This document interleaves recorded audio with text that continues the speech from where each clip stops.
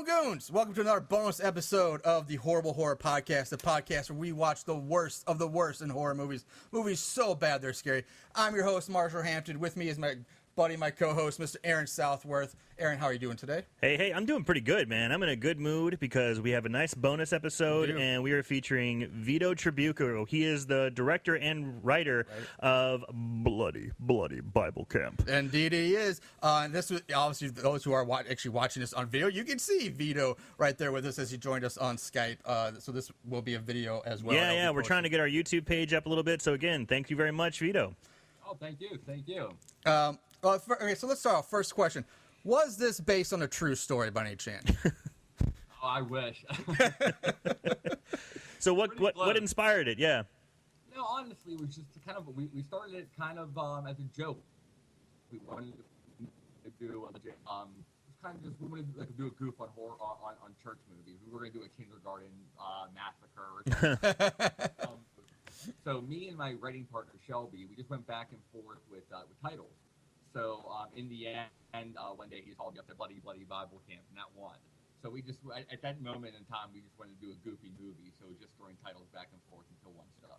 Well, I like the title. I thought it was fun. Even the trailer, I love going Bloody Bible Camp. Yeah, he's been doing that for like the last 20 minutes. Yeah, I like a lot. However, I noticed over in Europe, especially, or at least in England, and I know. The poster behind and the poster behind you, yeah, is it's called Sin. I know sometimes on foreign releases things get changed around. So what's the story with Sin not being Bloody Bible Camp? You know, they said it that the whole bloody doesn't translate the same way. So, oh, yeah. That's right. I didn't even think about that. I can swear on here, but yeah, I mean. Oh, you can say whatever the hell you want. Yeah, fucking go for it. It would mean like fucking Bible camp. That is that. Yeah, you know, it's funny. I should have known that. I feel kind of like, God, come on, man. That seems kind of obvious. But oh, so I guess British, bloody hell, fucking hell. I never realized that meant fucking in Britain. I thought it was just a weird slang. I didn't realize that. It's kind of like with Austin Powers. They kept saying, you know, and he's like shagadelic. Everyone in Europe or England was like, Jesus Christ. They just keep saying fuckadelic. You know?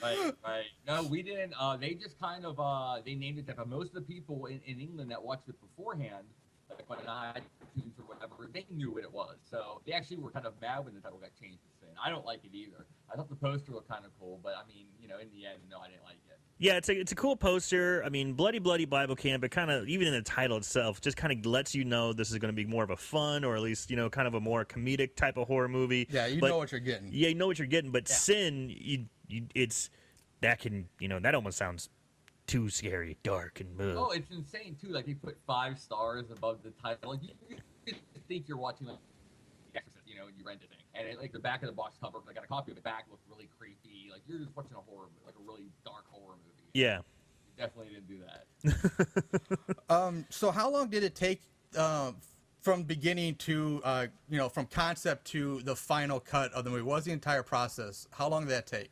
It went pretty long. Me and my writing partner, Shelby, I used to live in Florida. We wrote it together. I think it was like 2003 or 4. We wrote it years ago. And we wrote it like a few days, and it was like 60 pages, the first draft. Eventually moved to LA, and I just always had it. I was shooting other things, and we would still talk about making it.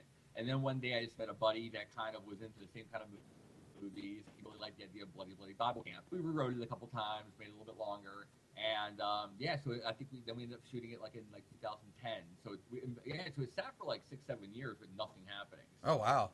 Yeah. That's whew. All right. We'll get into the movie itself. So just some. One thing we talked about in our episode, and I'm not sure if you ever actually listened to our episode on the movie, if the whole thing, but one thing we talked about briefly was Father Dobbins in the opening scene. Was his chest hair sprayed on? Because his chest hair looked crazy. They probably darkened it up. Yeah, I think they did, definitely. It was real chest hair, I think it was. But it was so, I don't know, it almost looked like a chest hair wig, or like they took like that, that old hair in a can, like they kind of sprayed it on him for chest hair. It was just so dark. Right. And okay, just going with the wigs, a lot of wigs in this movie. I loved Brother Zeke. Zeke's wig. That was an incredible, crazy wig.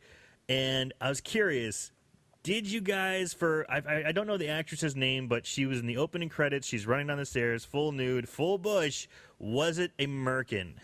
Definitely. Yes. You called it. Yes. You called it. You called the merkin. The funny thing is, what's really cool about it. In fact, like the effects artist Marcus, we were laughing because he was really nervous like, when he was going around there and putting it on and everything because he's really good and she just had no problem with it. And I thought it looked great. You know, it worked out. yeah, it was kind of like what we were talking about in when we were talking about it. The first 10, 15 minutes of the movie are so much fun. Yeah, it is. It's so much fun. It's such a great kill, and it's kind of like what you were saying. It's like speed dating, but speed killing the first couple Lightning round. minutes. Yeah, lightning round. Yeah, I watched that opening like I went back and watched it twice. I watched it twice carry on also, with the rest of yeah. the movie because it was just so much fun. It's definitely my favorite part. I think it's make jokes about it. Like that was the part where our parents weren't home because when we shot the movie, we shot the '80s part first. But I had, everyone was there. The Bannisters, and Sullivan. So I had it felt like I had like Superman around. Everything orderly by the book. We shot the opening scene. We shot that about a month later, and we just got a house for the weekend. It was a total of 10 days, and then we went up there and we just kind of just did whatever we wanted, just goofed around, shot it, and it just turned out better, and it just kind of was a little more free formed, and didn't have any type of schedule. We were really kind of was against us, so I liked it the most too. Could be a little bit more loose. Yeah, it was fun. I think it helped set the tone. Yeah, it was great. The opening was so much fun. It was really enjoyable. Now, speaking of, we're talking about the cast, and you just mentioned the people that were there early. Whose idea was it initially to get Ron Jeremy to play your Jesus? Because that was genius. I loved it. I love it. Yeah, no, our original Jesus we were going to go for Paul Rubens. Okay. Yeah, but that would have been great. But it was right whenever he blew back up with the Pee Wee Herman show again. Yeah. So we're like, there's no way we can get him. So the very next person we were like, was Ron Jeremy, and he was so cool. In fact, my co-writer knew him because he did a co-writer did a documentary called Strip Club King, and Ron liked it a lot. So they became friends, and like really cheap and came out. He was awesome. Yeah. So yeah, it's kind of funny. We've been doing this for over a year now. Yeah. And we've probably seen Ron Jeremy, and this is with no intention. He's probably been in 7 or 8 of our episodes. At least 6 of the movies we've done. He gets around in more ways than one. A lot of people out here use him. It's really funny. Yeah, I know. But when I saw Ron Jeremy as Jesus, I cracked up. I lost it. I actually had to pause the movie because I was laughing so hard. It was just genius, and his portrayal, his lines were it was great. Yeah. So kudos for that one. Oh, thank you. Yeah. That was probably my favorite part towards the end too. Is when he comes out. Mm-hmm. Yeah, I liked it a lot. But obviously, Ron Jeremy, huge porn star, playing Jesus Christ. The release of the movie, Bloody Bloody Bible Camp. I'm curious, was there any backlash from the Christian community, Catholic community, and what was that like? Not really at all. In fact, maybe when the first trailer came out, we put the first thing out there, there was a couple people who commented on it, was saying, a couple lines, they were calling us names a couple times, but after that, never. No, actually, we got no backlash. It's so goofy and kind of dumb. I think you're almost insulting yourself. And in fact, some people think it has a positive spin at the end because the girl ends up kind of seeing Jesus and everything. And I'm like, if that's how it worked out, great. So I'm gonna get and then that's it, But in the end, though, a lot of people look at it that way. In fact, Reggie Bannister watched it later with the priest up in the area where he lives, and after he said they all liked it because it had a pretty good arc with the main girl because everyone in the movie believes in God except for the one girl. But in the end, he comes down and they save the day together. So I don't know. I guess it's a happy ending. Yeah, I didn't look at it that way, but I guess that's true. You look at it from that point of view, it does make sense to think of it that way. But also, Jesus is okay with the homos. Yeah, he's okay with a little dick sucking here and there.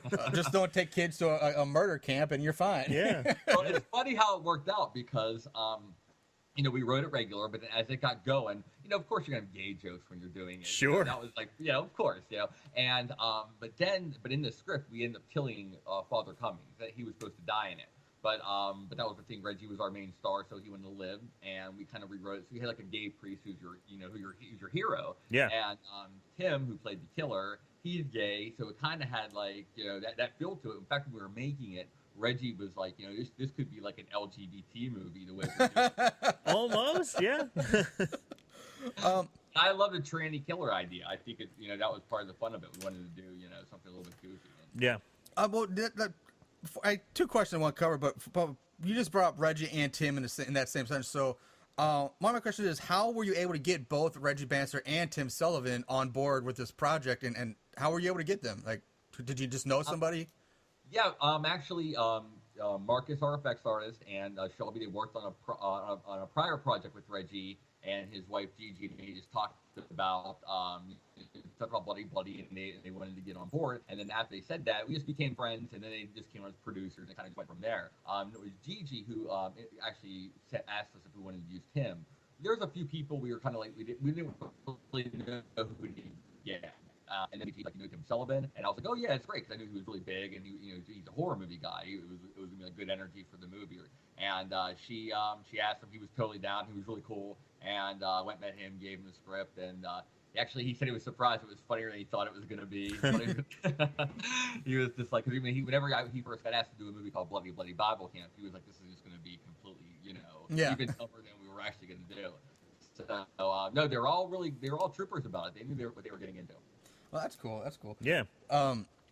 Now, the other question I had is, because we talked about the ending, like, how the main girl, I forget her name off the top of my head, but she, sees Jesus at the end, and Father Cummings saves the day, or, lives.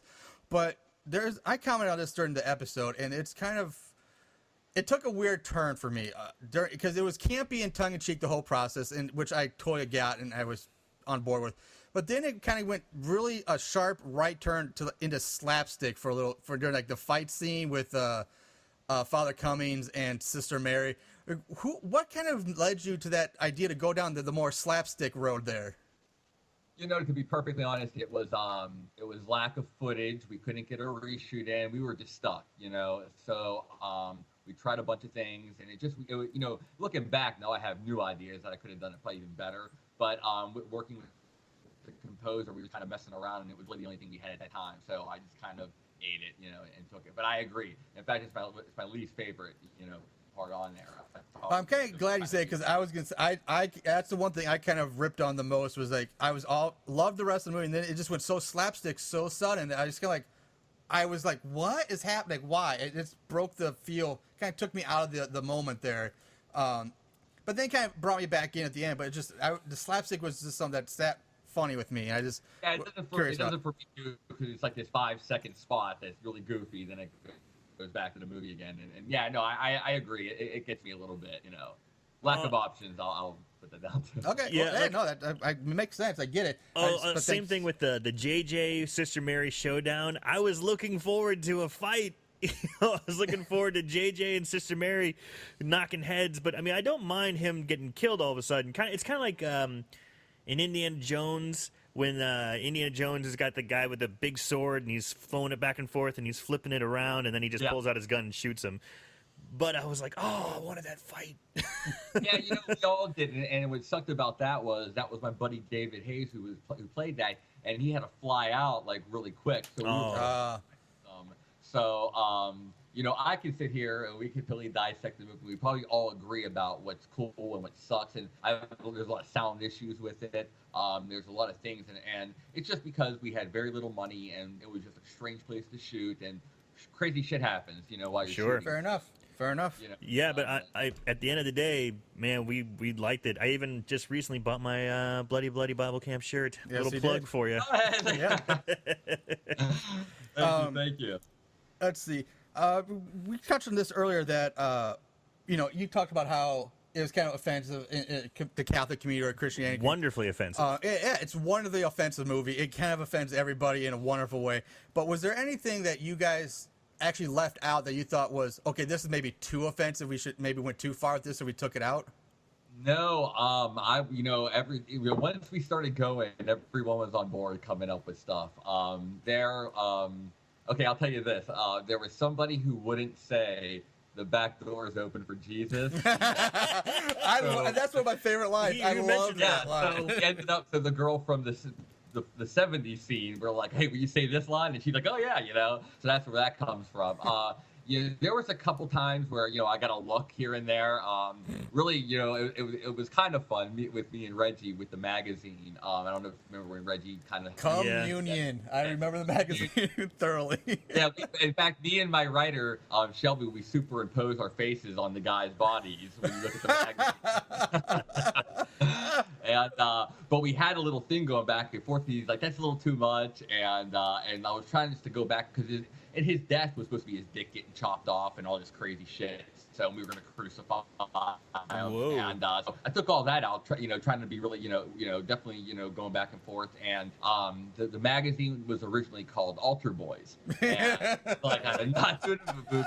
I'm not doing a magazine with Altar Boys. So we were joking about it. I was like, come on, please do it. And eventually, okay, we'll do a different magazine. We'll come up with a different magazine. So, he's going to kill me for saying this, too. So then the day of, when we were there, I didn't even say anything. I just was like, okay, we got a new magazine. And I just put it on the bed and walked away. And then I'm just standing behind the camera watching. And I see him walk in. And he looks down and sees communion. And it's just like he shakes his head. It was funny. And he's a trooper. He went with it. And he didn't, he wanted to kill me, I'm sure. But he still went with it. And that's how everybody was. It was really cool. That's great. That's awesome. If you listen to the podcast, Marshall really dissected that magazine quite a bit. I did. He read he paused it, read all the fun little things on it. Yeah, I read every word on the cover, the back cover. Yes, Marcus Cook made that, the special effects artist. He's at my house the night before the shoot making the cover real fast. Because I figured if they're making that much time into this magazine, like, I'm going to take the time to read everything they put into it. Like, if they went to like a Kinko or something, if they had this printed up, like, it would be hilarious to see walking in and see the person behind the counter saying, yeah, print this out for me. It was like, what am I printing? Yeah, we went to Staples. They got it printed out, and the guy's looking at us really strange when he's handing it. We're just like, oh, yeah. See, that's exactly why I stopped to pause. It's hilarious. Perfect. Man. So I know you worked with some great actors, people who in the horror community, porn community, but there was one guy in particular who I wanted to ask a question about, and that was the guy who played Timmy. So the guy who played Timmy, if you listen to podcasts, I'm like, he either is a fantastic actor, knocked it out of the park, or he's got a little Down syndrome. I couldn't quite tell. He's, I got to tell you, it was one of those. I don't even know what the term is, but when you're doing auditions and somebody walks in and there's just this vibe that everybody gets equally, and you just stop and you just know that's the guy. So we're watching all these Timmys, and there was actually another guy I had my eye on. I was like, oh, I really can't wait to see this guy. And then Christopher Raff, who plays Timmy, walked in, and right away everyone just started looking at each other, and he had it within like 5 seconds of being there. No, he's just a phenom. I mean, this guy is just wacky and crazy, and that's who you see in the movie. Maybe turned up a little bit, but that's his personality. Yeah, good on him. I mean, he played that part extraordinarily well. Like, he nailed it. He did a great job with that role. Yeah, he's really fun. Because whenever he's on the screen and he's talking, he just I just can't take my eyes off him. But I'm like, part of me is going, is he high functioning? I don't know. Man, he nailed it. He did great. Yeah, no, he is. He was definitely one of my favorite characters in it, and he definitely nailed it. And even when he's shirt off when he dies at the end, it's so cold. Even though we shot in California, we're up in the mountains, so it snowed the last day. It's freezing up there, and he's walking around with his shirt off, laying on the ground. He didn't complain one time while he was up there, though. He's great, Christopher Raff. I'm surprised he didn't blow up or something, because he's so crazy. So we're like something's gonna happen. Like, everyone started using him afterwards. And I was really hoping something was gonna take off with him as far as that goes. Well, maybe time will still tell. Yeah, maybe you can still get it. So good luck to him. Yeah, in his death scene, while I love the special effect, I thought it looked very cool. I'm from a medical background. I'd just like, his head wouldn't just explode, I mean, it would hurt. It would be traumatic. Might even kill him. But I love the effect. I thought the effect was cool. It looked great. I thought it looked great. But yeah, I just couldn't let it go. Yeah, it's a lot of that's financial as far as what you don't see, but we definitely wanted to go all the way with his kill. I mean, originally he was going to be standing up and his head exploded. I forgot how it was going to happen, but his head explodes. But barely any money, and like literally while we were there, we're like, okay, how are we going to kill you now? And then we just start figuring stuff out, and so that's kind of how like Timmy died. We just started talking about it. Marcus is really good with kind of like really quick editing and making things happen like that. So it worked out. Yeah, awesome. it looked great. Well, speaking of, while we're talking about the kills, again, one thing we do on our show is we have a segment called Favorite Kill, where we pick our favorite kills from the movie. Aaron, yours was Tad. I like Tad's death. I just liked seeing that like cascade waterfall of blood and all of his guts just go. Yeah. I like that. My personal my favorite kill was Backdoor for Jesus Girl. And more so it was the guy who was banging her from behind. It looks like he gets his dick cut off and then killed. So I picked that as my favorite kill. I think you called it decapitation. Yes, decapitation is what the term I coined. I love that. So let's ask, as you're being close to the father of this project, what was your favorite kill in the movie? What was your one that you really stood behind and you enjoyed the most? Yeah, my favorite in the whole movie is I call it the ATM kill, and that's whenever Chopper is behind Brittany and he sticks it in her mouth. So yeah, the ATM kill is my favorite, and Jessica's a real good friend of mine, so it was just fun doing that, and it was great. It was great. I like that ATM kill. Yeah, we debated that because we were both probably going to pick that too as our kill, but then in those post credits when you see her walking around, it's like she's not really dead. We're like, well, we can't call it a kill then. She's not dead. That's true. Technically, it's not. Right. But I loved that we said that's one thing we've never seen before in a movie, and it was. God damn. It was that was a goddamn moment. Absolutely. Awesome. That's something that we talked about too. I remember one time I saw an interview with the writer of Reanimator, and he was always like, he talked about the head eating out the girl, and he's like, always put something in your movie that's never been seen before. So that was one thing we talked about. Like, let's just do something over the top and do it. So we all just talked about it, and yeah, it was great. I loved how it worked out. Well, you nailed that because that was a crazy bonkers awesome scene, and it was really cool. Yeah, because that's awesome. When in the podcast, Marshall breaks it down, and at the end, I'm just listening to him describe it. We don't have it video. We've seen it already, seen it once or twice, but I just heard him the way he describes it. I'm like, God damn, that's weird and just crazy. I've never seen it before. Yeah. Let's see what you kind of touched on this earlier. So looking back on the process now, like what is there anything that you maybe again the slapstick stuff or what is there anything you would change about the movie now if you could get a time machine, go back and change something, or would you just leave it the way it is? Well, in the end, I always like leaving things the way it is. I hate when people go back and touch up anything. You got to suck up. This is what you give everyone. But of course, I could grade it and tell you what I wish I could have done differently. And when I see people who review it, even whenever I disagree or agree, one thing is kind of the common thread is the beginning and end are cool and the middle's boring. Nothing's going on in the middle. The main reason why I think that happened is I'm definitely even Shelby and a few of us are more comedy guys, I think, and we can just keep going on that and we don't realize we're not killing anybody. And after that was a good lesson. Now I need to keep putting kills somewhere as you keep doing it, but that was a huge mistake, I think. We filmed, we thought we filmed in a good area, but it had a lot of crazy sound problems that gave it to us. But you could definitely dissect it. Yeah.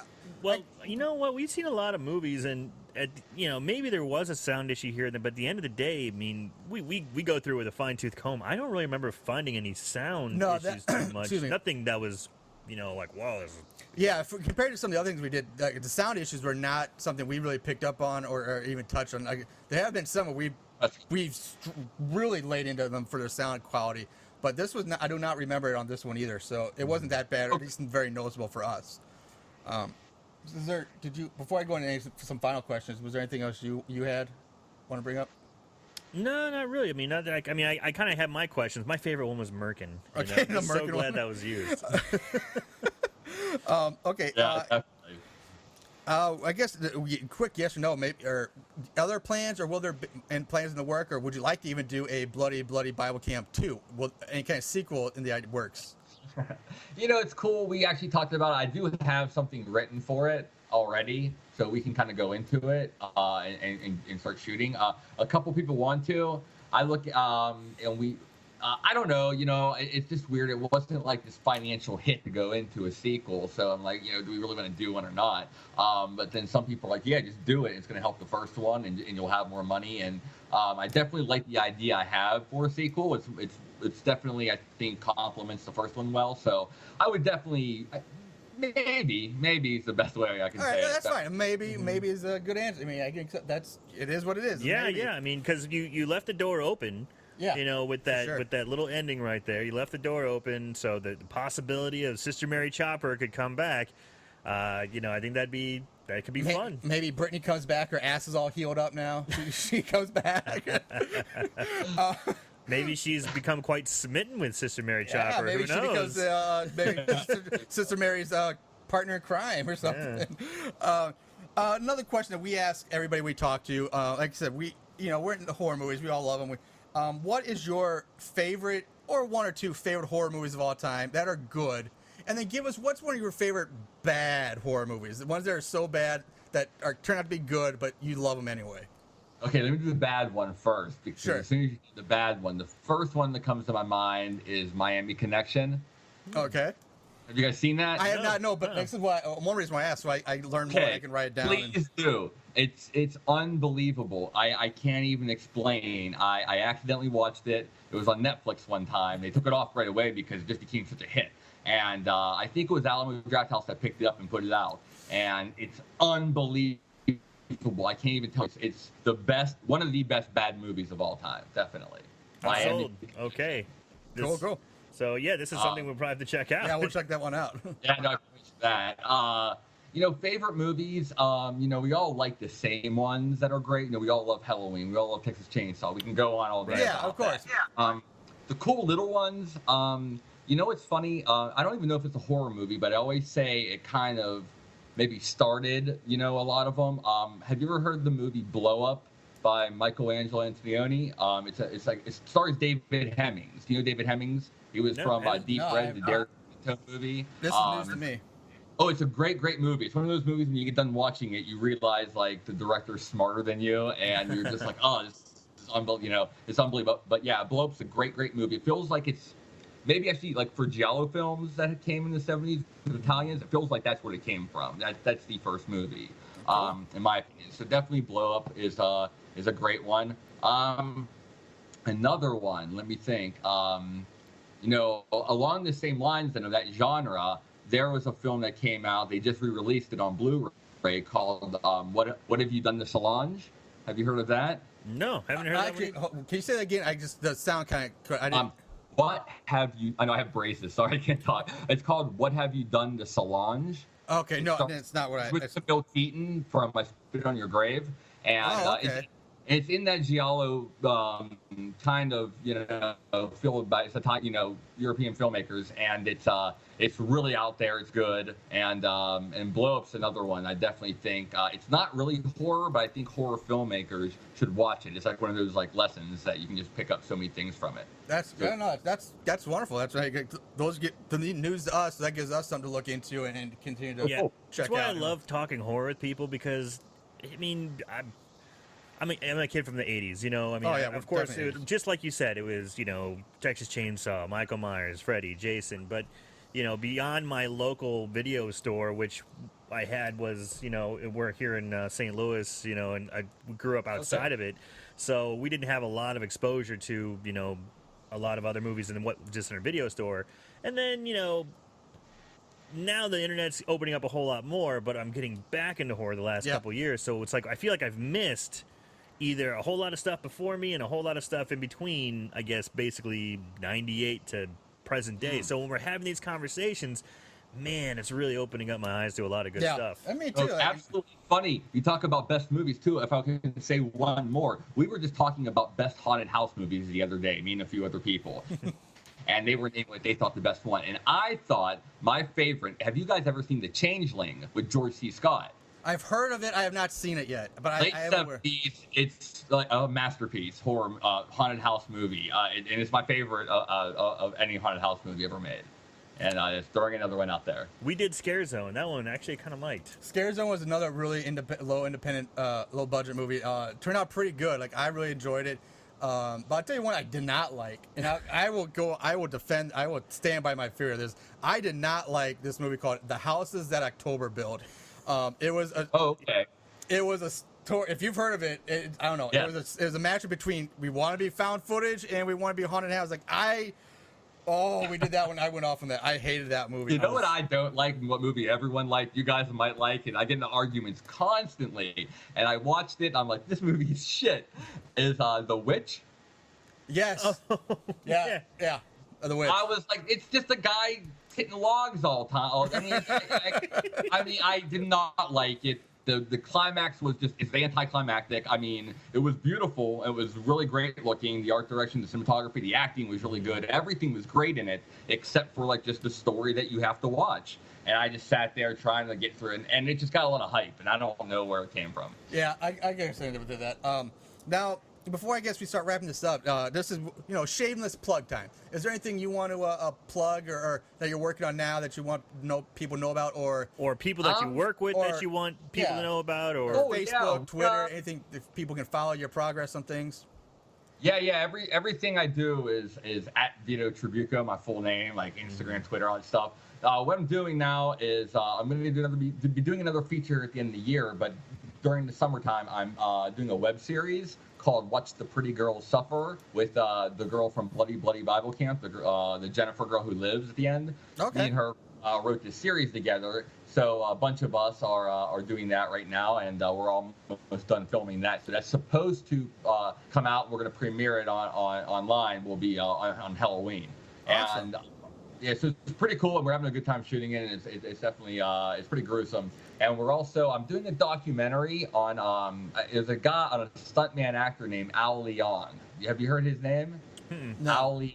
You know his face. Okay. You know his face, definitely. And he's been the face all throughout the 80s of like the henchman, goon, bad guy.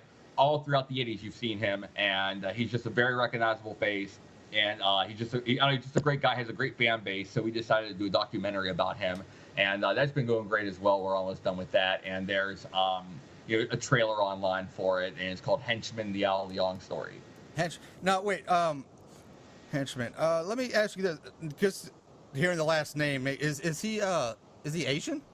Oh yeah. He's been in like Big Trouble in Little China. I know who you're talking about. Yeah. He's got kind of the body, but long hair and like the Fu Manchu mustache. Yeah. I know exactly who you're talking about. He's like the bad guy in everything in the 80s. Right. I know exactly who you're talking about. I think one of my favorite scenes with him is in Die Hard when he's waiting for the squat guys and he reaches over and grabs a candy bar and starts eating it. Love it. I actually heard this. I didn't realize this was you doing that, because I actually heard about this the other day. I want to think on the radio. I was listening to somebody talking about. They were talking about the extra from Big Trouble in Little China, the candy bar scene, and a documentary about this guy. Like, that's awesome. So you're the one doing it.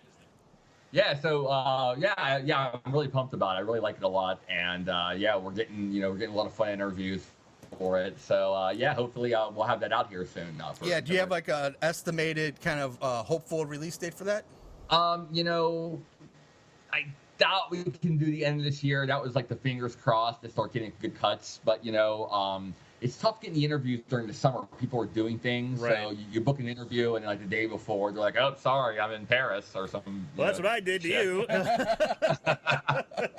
Which, by the way, we're making an offer on the house, so it turned out good. Go. Yay! Yeah, that's all I had. So everybody out there, if you want to follow him, check out these new projects. Remember, it's Vito Trabucco, VITO TRABUCCO. Like you said, it's on Facebook, Instagram, Twitter, all this stuff. And these projects sound really awesome. Like, I'm interested in both of these. Like, The Girls Suffer and Henchman sounds awesome. The projects sound fantastic, and of course, we really enjoy Bloody Bible Camp. Bloody. I can't do as good as you do. Bloody Bible Camp. There it is. There we go. But Yeah. So we do want to say thank you very much, Vito, for taking the time out of your day to do this interview with us and talk a little Bloody Blade Biocamp. This has been really awesome. Yeah, it was a great fun movie. Yeah. We highly recommend it. So, we put it up on our Instagram, put it back on our Facebook. It's on our webpage, so anybody who watch it, listen to our podcast, and then go watch the movie. It's definitely worth watching. It's an enjoyable ride. Rent it, buy it, and they got shirts for sale too. Hey, get yourself a Bloody Blade Bible Camp shirt. All right, again, thank you very much, Vito. We will let you go. Thank you guys. Best You're wishes awesome. to Thank you very and much. continued success. So have a good day. All right, thank you, Vito. Take it easy. All right. All right, you two guys, take care. All right. All right.